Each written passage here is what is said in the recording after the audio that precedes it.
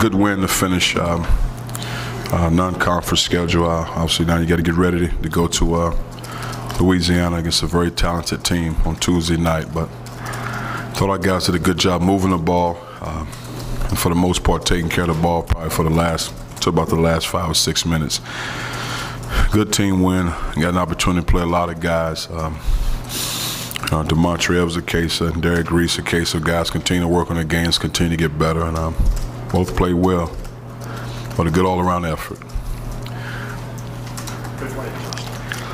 Josh was late for, we have a certain time guys have to get to the game, so Josh was late, L-A-T-E, so that's why he didn't start.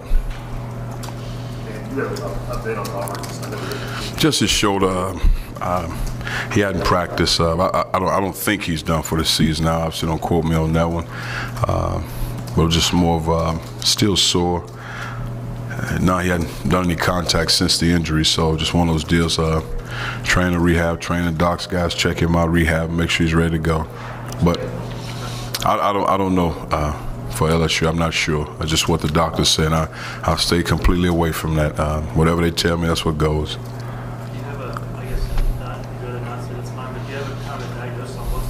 I don't. Just a shoulder injury. Sore whenever he gets banged. I'm not sure if the nerves. So like I say, I couldn't tell you. I just know it's the shoulder. It's the right Right shoulder, yes. Coach, with DeMontre, is that something that has been earned through practices, opportunity today? Can that translate in this game? Oh, yes. Well, the one thing we talk about, I'll tell our guys, doesn't matter the opponent. It's not a case, okay, well, these guys are a Division II team or this. I mean, we're playing an opponent. We're trying to compete and win a basketball game. So he earned these minutes in practice. So the game plan was to play him in this game. Even the last Virginia game, but Josh played well. We had guys going, so didn't get him in that game. But he's earned the minutes, just like Derek. Both of those guys have done a good job earning those minutes. Now they have to keep those minutes. That's the biggest key, to get in heavy rotation, because both of those guys can make shots, but what they're doing is they're rebounding the basketball, and if they're rebounding and defending.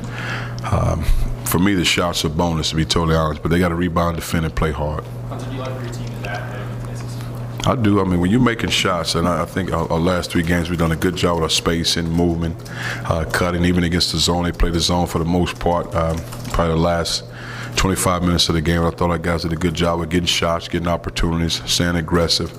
But when you're making shots, and we're capable of making shots, and we're a different team. You feel like your players have kind of put 6 and 4 starters, some of that frustration behind them now? I don't even know if they even pay attention to it. When you go in the league, play it's one game at a time, and then I was never frustrated as a coach. I knew what we had to do. I knew the adjustments we had to make. You got to make the adjustments and move forward. Darius getting 9 assists, and I know you want him to lift the scoring work when he's statistic like that. You got him pretty pleased. He had 9 assists. He got lucky on 2 of them, in my opinion.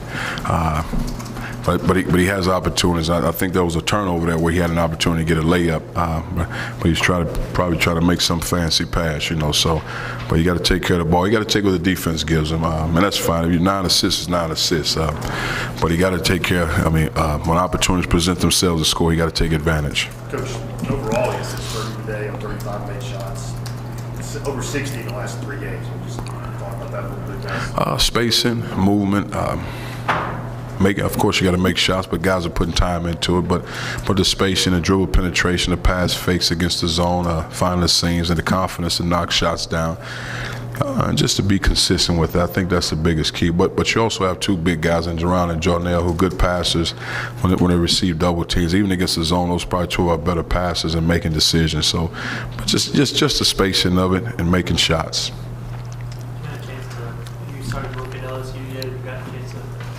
No, as soon as I'm done with my radio, I'll go upstairs and start watching. Outside of watching their games, but not taking notes, no. Maybe the second game in a row that maybe Jarnell had the best start on the team, so they were scoring a lot of points. That kind of balance.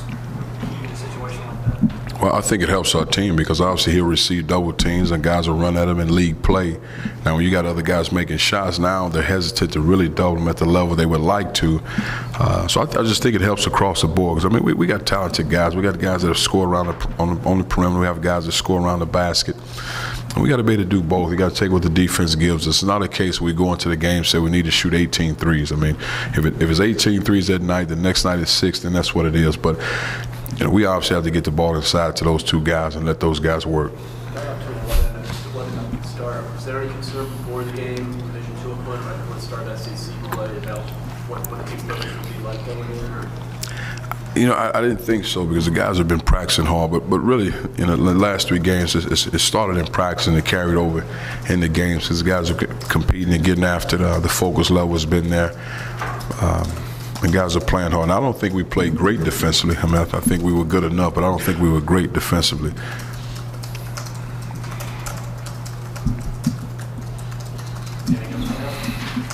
What do you remember most about the game at Baton Rouge a couple of years ago? Man, we were down. I do remember we were down, I think, 15 with 6, 7 minutes left in the game, maybe a little less, and found a way to win the game.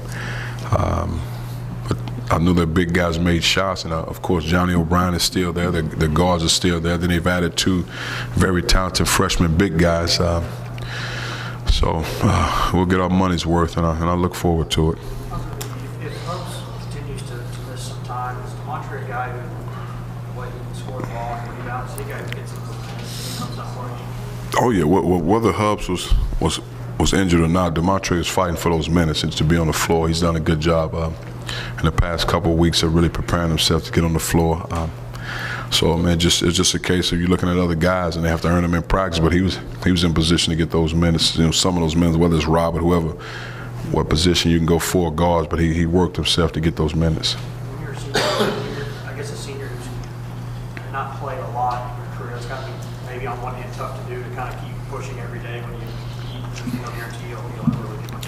Well, you know, again, the things we talk about in building character and building men, there are things that are going on in your life 10 years down the road. You have to make decisions, tough things take place, and you have to learn from them. And it's just part of it. Demontre's kept his head in there. He stayed focused, and that's why he played well tonight. Where's Hubs at right now? Is he frustrated right now? Just feeling like he can't? I don't think he's frustrated. I mean, I just think he's down about not playing, but I wouldn't necessarily say he's frustrated. No, I don't see that look on his face. Thank you.